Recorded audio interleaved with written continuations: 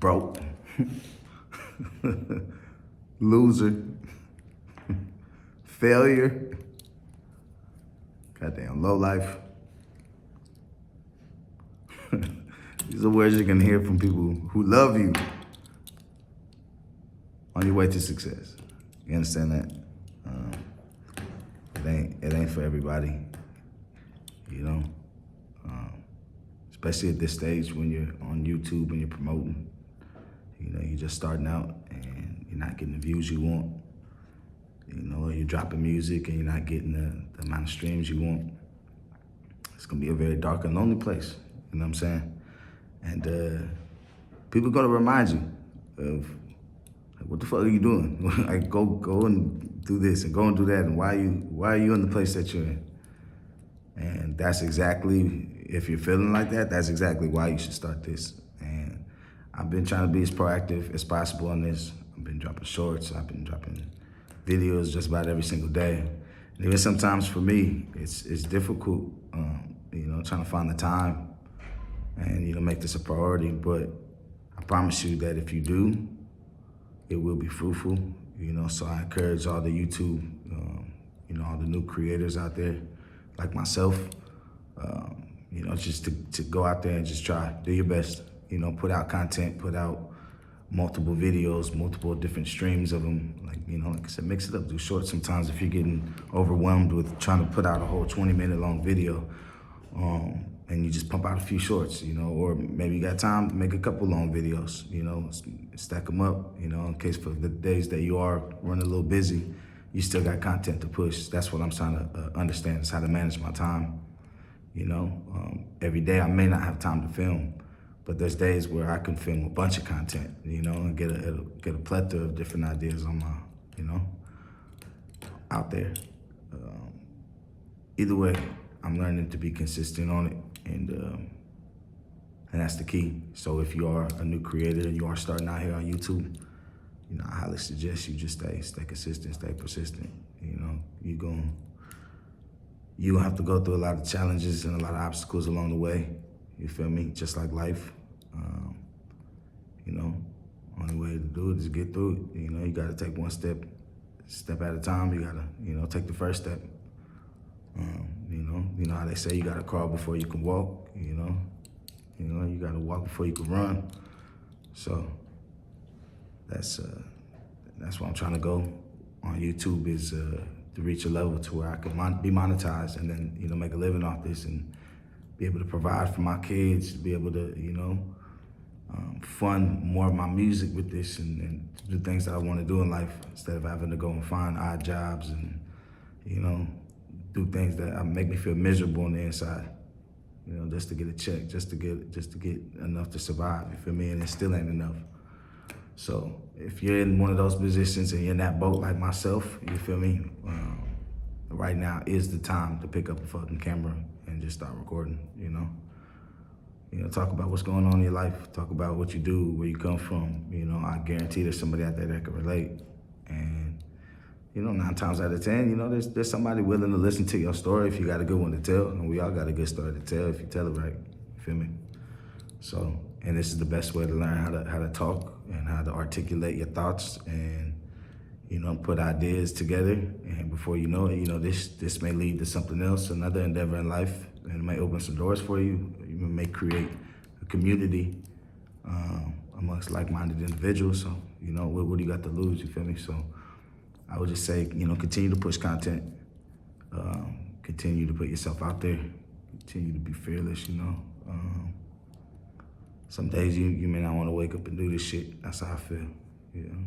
But if I know that there's an end goal where I'm trying to get to, then, you know, it only makes sense, and it's only right to keep pursuing it. So, like I said, I'm on a 30-day journey right now. I'm trying to be as consistent as possible. I'm trying to hit y'all with new content, trying to, you know, enlighten you and motivate y'all, and you know, I'm trying to talk through how to do this myself. You feel me? Because I'm still just learning now. I'm a couple weeks into it, damn near a month into it. So, my best advice is to, you know, is to not allow, you know, all the negative thoughts in your head and what people might think about you, or you know, like how you want to come off. Like, don't let that ruin the idea of just getting this thing started. Go out there and just talk. You know, put ideas out there and you know, have fun with it. And like I said, you'll find your niche. You'll find what works for you. And then once you find that shit, just pump the hell out of it. You feel me? So my approach to how I decided how I'm gonna start my journey as a YouTube creator is, like I said, I started this 30-day challenge, and I didn't really have like a specific set of topics that I was trying to hit. I just, you know, did kind of like a glimpse into my daily life. You feel me? Meaning, really revolving mostly around my kids because they run my life, but. You know, things from doing workouts with my kids to doing music reviews with my kids to just conversations, sporting events, different things like that. And then going into conversations of just teaching and just, you know, kind of talking about my experience, you feel me, and educating that way. Because sometimes, you know, I could tell you everything I look up and I could type in some shit to chat, GBT, whatever they call it, and feed you a bunch of shit and read off a script, but you know, you may not learn as much as hearing the real experience. You feel me? I was always a fan of somebody who been through some shit. Like, don't tell me some shit that I could go look up myself. Like, tell me what happened to you. Tell me your side, so I can hear it from every different angle, from different, you know, every different type of, you know, way I could look at it in a perspective of experience. You feel me? Because experience is the best knowledge. That's how I learned how to be a man. That's how I learned how to be a father. That's how I learned how to be a musician, an artist, and a football player. Everything, it happened with experience. If I just read a book on this shit, I would not be as educated as I am if I didn't go through the experiences that I did. So kind of my part of educating, I guess, from where I'm at, because it's like, how can I educate you when I, you know, only got a few views on my thing. So, and I'm not even getting monetized yet. I can't pull up and say, oh, I'm making this much money, look what I'm doing, come fuck with me. Can't do that yet. But what I can do is tell you what my experience is right now and what is working for me, what my trial and error experience is, what I'm kind of watching when I'm watching other creators that kind of got me into wanting to jump into this avenue. And then just putting it all together and just giving you my experience. So what I found out is doing this 30-day, you know, trial, I'm seeing what's working. Oh yeah, playing video games with my boys, like that was like a good one that worked. I had my daughter interview me. So it's like I'm just pulling out different things that pique my interest, you feel me, or just would kind of seem fun and come off genuine and real, so you guys can, you know, get a real glimpse of me. You know, I'm a real person, you know, I got a real life. And I'm kind of just taking a step out on the edge and exposing it to y'all, you feel me? Like, before it was just exposing it through my music. You'd have to listen to my words and map the puzzle that I'm, you know, giving y'all together. And if you can figure it out what I'm really telling y'all, then you understand me. Now I'm like doing that and just kind of showing y'all everything. So it's a new experience for me. It's pretty cool, but it's, you know, coming from what I've been through in my life, it's kind of almost better to be reserved a little bit. But, you know, I understand times have changed, and if I'm really trying to be an artist and trying to be a rock star, and well, I am a rock star, but I'm saying if I'm trying to live that life of a rock star, yeah, I got to be willing to put myself out there. And, you know, I've equipped my kids and my family with the right tools to handle different pressures of life. So, you know, I understand, you know, once this thing grows, you know, they're going to have to grow with it. And I feel like I'm preparing them for, you know, the life of superstars, because I already know what they're about. You know, they about that action, man. My kids is crazy. Anyways, like I was saying, I've been finding different niches through my, you know, day-to-day life and figuring out what works that way. So maybe if you're a new creator and you don't know where to start, just figure out what you do day to day in life, like where you can just pull the camera out and, you know, start recording. Try that, you know, try a plethora of different shit. Talk about being a YouTube creator the first 5-10 minutes about it, you know, so that when you put it in your title, that's, you know, that's really what you know, it's really what the title says. And then from there, just go on a tangent. or or cut into whatever it is you do on a day-to-day basis. You feel me? Whatever you feel like you want your niche to be. And then it doesn't have to be specific because you may not know what it is yet, but just try a bunch of shit and whatever hits, roll with that shit. You feel me? It's like, as an artist, it's like, best way I could put it. It's like throwing paint against the wall and just letting the chips fly where they fly. Have fun with it, see what the world gravitate to, and then, give them that. It's like being a former drug dealer, you feel me? What the streets like, what the people want. That's the shit I'm about to go get, because I know it's gonna sell fast, it's gonna make my pockets fat, so, figure that out. But sometimes it's trial and error. You don't really know what they want. You go to one market and they want all OG. And then you go to the next market and they want all that Zaza. They want that exotic. They want that shit with the purple and the crystals and the color and the orange. You know what I'm saying? Same shit with this YouTube. You don't know what your market is until you present them with a bunch of different options. And then they'll tell you what your market is. So that's my approach to it. I'm giving y'all this day-to-day shit. So I'm letting you know how it's going. Shorts is working really well for me, actually. I put some cut-ups with my son. He played football and basketball. Both of them do. And I put up some cut-ups, some clips of them doing either drills or training, doing one-on-ones. My son playing basketball, or got some highlights from football. Put them up, put my song in the background. Should get like 2,000, 3,000 views on shorts. Different little things. I'll just try. Sometimes it hits, sometimes it doesn't. Sometimes it has to do it with the time of the day you put it at. I get a lot of luck posting shorts at noon for some reason. I don't know why. I'm on the West Coast, so I don't know if that has anything to do with anything. 5 and 6 o'clock is also a prevalent time for me to post. So for the long videos, I don't know if it necessarily matters. I've tried midnight, I've tried 6, I've tried 8 p.m., I've tried noon. I don't think that really made a difference, but for shorts, I've noticed it probably makes a difference because more people are scrolling on their phone at different times. So just a little, something I picked up. But yeah, man. So the last time I was here with you, I was telling a story of Robert Johnson. Robert Johnson is a blues musician from Clarksdale, Mississippi, quote-unquote soul to soul. At the crossroads. So I think the part that I left off at is he was at the crossroads and a dark, shadowy figure emerged from underneath the shoulder and grabbed his guitar and he tuned it for him. And he said, if I give you back this guitar, your soul is mine. In return, you'll be the greatest blues musician to ever live. They'll talk stories of you to the end of time, and you will forever be remembered here. And Robert Johnson gave him his guitar. He allowed him to tune it. He took it back, and legend has it, Robert Johnson pulled back up to Dockery Farms. That same little juke joint place that, kind of booed him out and kicked him out and told him he was no good.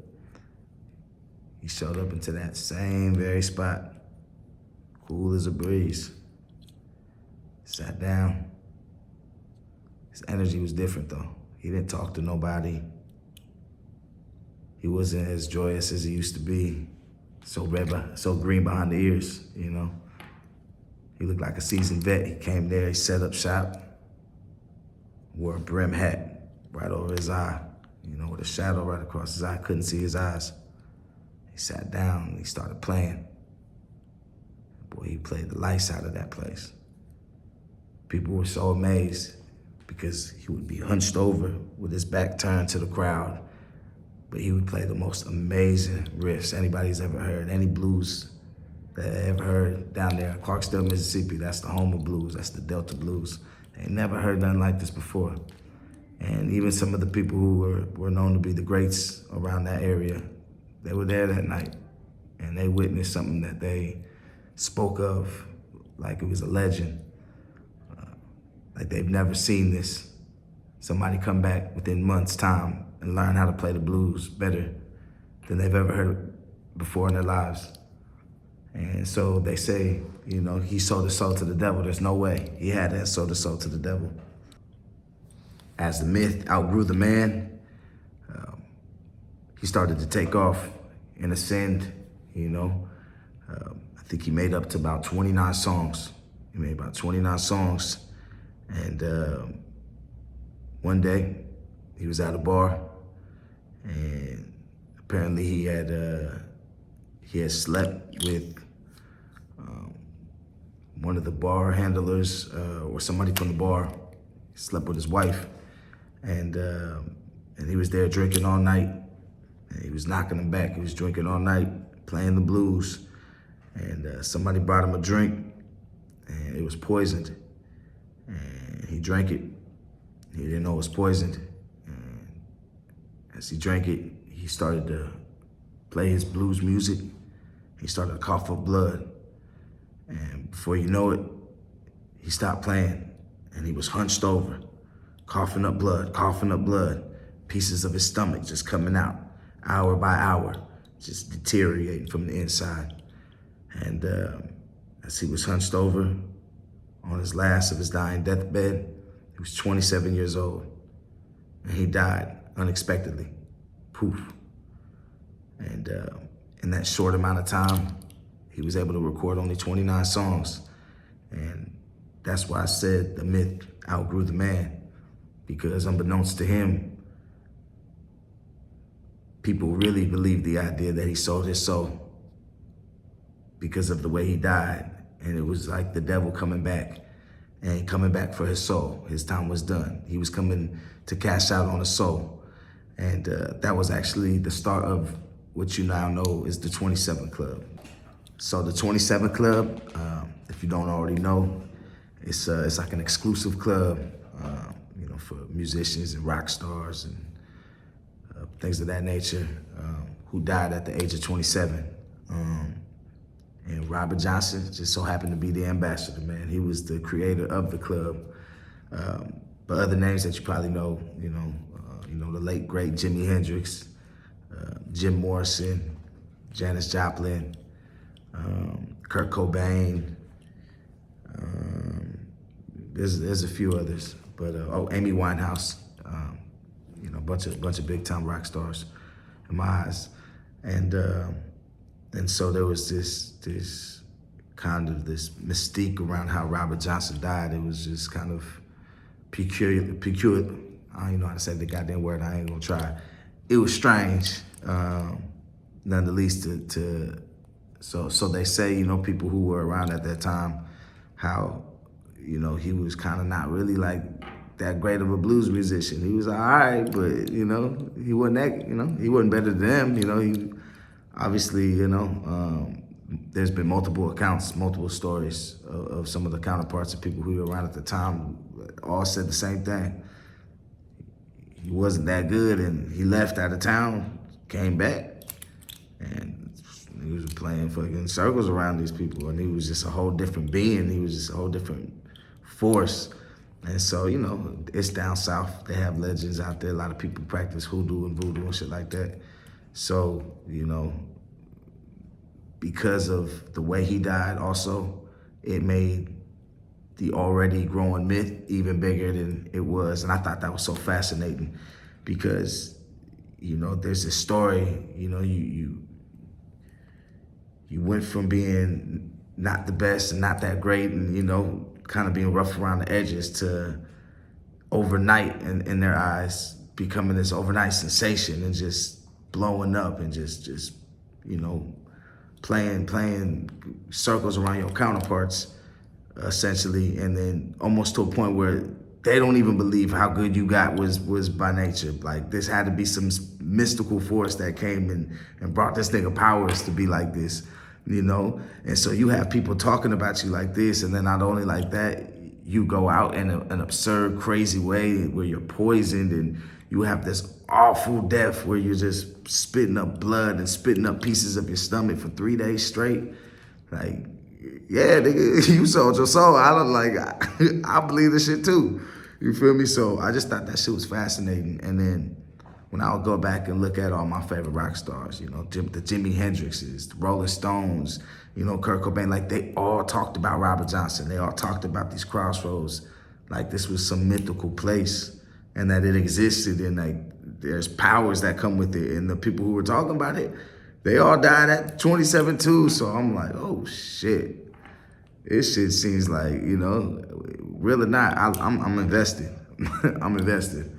So I did my own research, you know, and you know, there was a point in time where I felt like at 27 I was out of here, you know, just because of the lifestyle I was living. And I can talk about it now because, you know, I've cleaned myself up. But there's like 7 years straight, I was higher than fucking giraffe ass nigga for 7 years straight, just off everything, you know. The party shit, the fun shit, but off everything. And you know, I thought I was out of here, you know, and maybe part of me wanted to be, and you know, maybe that's what also fascinates me is those people were so brilliant and they were so good, and it's like once they left this earth, it's like there's no more of it. You feel me? You just have to relish in what they left behind, and so I always thought that was fascinating. And but then I had kids, and I'm watching how these little young niggas grow and how they look up to me, and you know, I can't do no wrong in their eyes. Like, I'm gonna fuck up to everybody out there in the rest of this world, but my kids, I'm Superman. I don't know what they see in me. I don't know what I presented to them for them to you know, see me this way, but man, it's the only thing that keep me going, man. It's the one thing that keep me going, because to everybody else out there, like I said, man, I'm gonna fuck up. I ain't shit. I'm broke, nigga. I'm a loser. You know, I'm a lot of different things, you feel me, underneath the sun. I'm not any of those things, but I'm just saying, for example, that's how they like to tell it. But I don't know, my kids, for some reason, man, like, they give me energy, they give me fuel, because, you know, they look at me with these eyes of just like so much promise and so much hope and just so much like, we love you for you, so unconditional. So, you know, that's what made me change my ways a little bit, you feel me? You know, and decide to go on a different path.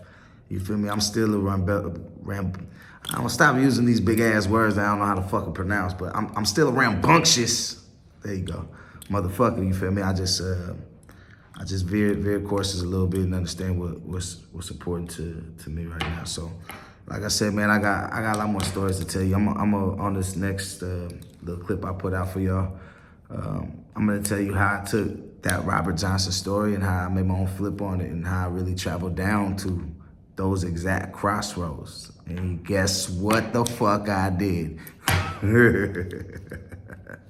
You're gonna find out on the next episode. So like I said, man, I go by Voodoo Child, man. I appreciate y'all love and support day in and day out, man.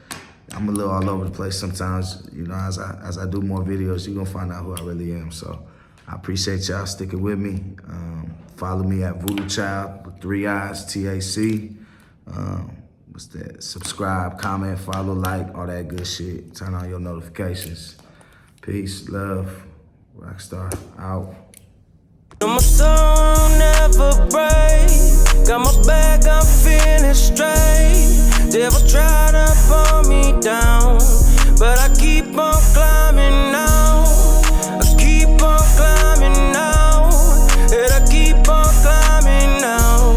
Devil tried to pull me down, but I keep on climbing. First the almighty dollar, cause that's the only thing that feeds my son and daughter. I ain't got the time to bother trying to be the best father I can be. God gave me a prophecy, I see these niggas mocking me. The devil trying to talk to me, he know I got a purpose, so he plot on me, I plot on him. Burning to his shit, cut off his oxygen. I'm locking in, inhaling all these toxic kings. You can never box me in this trap life, got me profiting. These niggas trying to judge me, I turn into Johnny Cochran. Barely got about the piss and lately I've been pissed off. Haters love the shit talk, piecing up the puzzle like I'm Jigsaw. Mobbing through the streets, yeah, I feel like I've been Hitchcock. Barely